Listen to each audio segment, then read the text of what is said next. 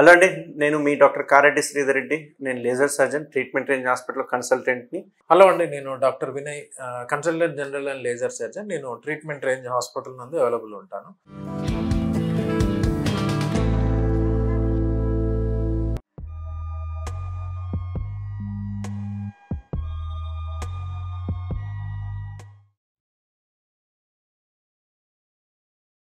So fissure అంటే ఏంటి? చాలా మందికి డౌట్స్. ఫిషర్కి పైల్స్కి చాలా మంది కన్ఫ్యూజన్ అవుతుంటారు.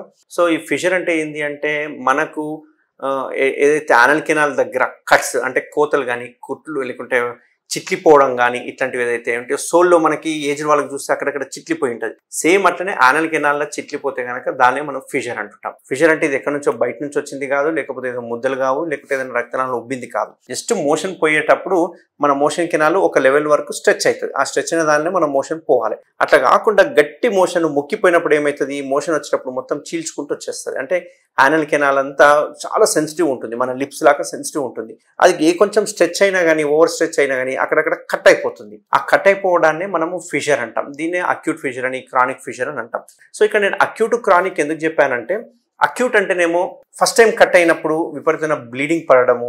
ఆ బ్లీడింగ్ కూడా విచిత్రంగా ఉంటుంది. కొందరికి ఏమో స్టార్టింగ్ లో మోషన్ పడకముందే బ్లీడింగ్ 1-2 చుక్కలు పడుతుంది, కొందరికి మోషన్ తో పాటు పడుతుంది, కొందరికి మోషన్ అంతా అయిపోయిన తర్వాత కమ్ముడంతా చిట్లినట్టుగా పడుతూ ఉంటుంది అన్నట్టు. అది కూడా విత్ పెయిన్తో గనక బ్లీడింగ్ ఉందంటే అది ఫిషర్. పెయిన్ లేకుండా బ్లీడింగ్ ఏంటంటే అది పైల్స్ గా గుర్తించుకోవాలన్నట్టు. అంతేకాకుండా వీళ్ళకు ఎంత పెయిన్, మంట, బర్నింగ్ సెన్సేషన్ ఉంటుంది అంటే నెక్స్ట్ డే మోషన్ వెళ్ళాలంటే కళ్ళలో నీళ్లు తిరుగుతుంటాయి. వాళ్ళు మోషన్ ఆపుకోనికి ప్రయత్నం చేస్తుంటారు. నెక్స్ట్ డే మోషన్కి భయపడి వాళ్ళు తిండి మానేస్తారు.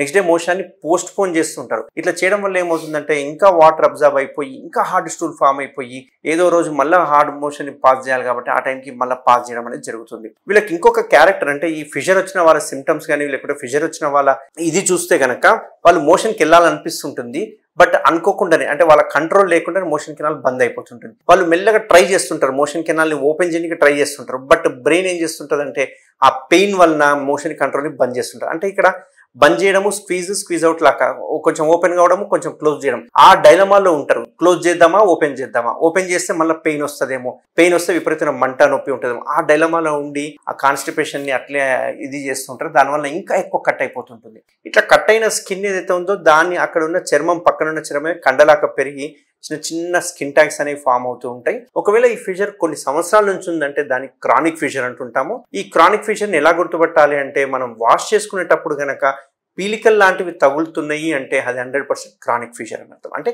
ఎన్నో రోజుల నుంచి ఆ బాధ అనేది అనుభవిస్తున్నారు అని అర్థం. సో ఫిషర్ ఏమి క్యాన్సర్ ఏం కాదు, దీనికి సింపుల్ ట్రీట్మెంట్ చేసుకుంటే సరిపోతుంది. ఈ సిడ్జ్ బాత్ కూర్చోవడం కానీ, లేకుంటే ఆయింట్మెంట్ రాసుకోవడం కానీ, లేకుంటే సిరప్ తాగడం కానీ ఇట్లాంటివన్నీ టెంపరీ. ఆ పూటకి అది రిలీఫ్ ఇస్తుంది, బట్ ఇది ఒక పర్మనెంట్ రిజల్ట్స్ ఇవ్వదు. బట్ పర్మనెంట్ ఇచ్చే రిజల్ట్స్ ఒకటి ఉంది, అది లేజర్ సర్జరీ. ఇది ఎంత సింపుల్ సర్జరీ అంటే జస్ట్ 5 minutesలో అయిపోతుంది. డాక్టర్ వినయ్ ఎక్స్ప్లెయిన్ చేస్తారు. సో ఈ సర్జరీ వల్ల ఏంటంటే పర్మనెంట్గా మనకు మళ్ళీ ఫ్యూచర్లో ఫిషర్ వచ్చే అవకాశాలు చాలా తక్కువ ఉంటాయి. మనం ఫిషర్ గురించి తెలుసుకున్నాము. వాటికి మన దగ్గర ఏంటంటే మనకి ఉన్న లేటెస్ట్ ట్రీట్మెంట్ ఏంటంటే మనము ఎక్కువ శాతం మనం చేసేది స్పింక్టరాటమీ అంటాం. దాంట్లో ఏం చేస్తామంటే మనకు ఆ లోపట కండరాన్ని కొంచెం మనం ఫైబర్స్ అనేవి కొద్దిగా రిలీజ్ చేస్తాం. ఆ ఫిషర్ ఉండడం వల్ల ఏమవుతుంది అంటే యానల్ కెనాల్ అనేది స్పాజం, నథింగ్ బట్ ఏంటంటే సరిగా ఓపెన్ అవ్వదు మోషన్ వెళ్ళేటప్పుడు. సో అది మంచిగా ఓపెన్ అవ్వడానికి మనం లోపల ఫైబర్స్ రిలీజ్ చేయడం వల్ల మీకు మోషన్ అనేది ఫ్రీగా అయ్యి ఆ ఫిషర్ అనేది ఆటోమేటిక్గా మేబీ ఒక 1 week 10 daysలో మెల్లిగా మానిపోతుంటుంది అనమాట. ఇది కంప్లీట్లీ పెయిన్లెస్ అండ్ మనం చేసే దాంట్లో కోత కానీ కుట్లు కానీ ఏమీ ఉండవు అనమాట. తర్వాత కూడా మనము ఫుడ్ పరంగా కొంచెం హై ఫైబర్ డైట్ తీసుకుంటూ లైఫ్ స్టైల్ చేంజెస్ చేసుకొని జాగ్రత్తలు పడితే మళ్ళీ ఇటువంటి ప్రాబ్లమ్స్ వచ్చే అవకాశాలు చాలా తక్కువ.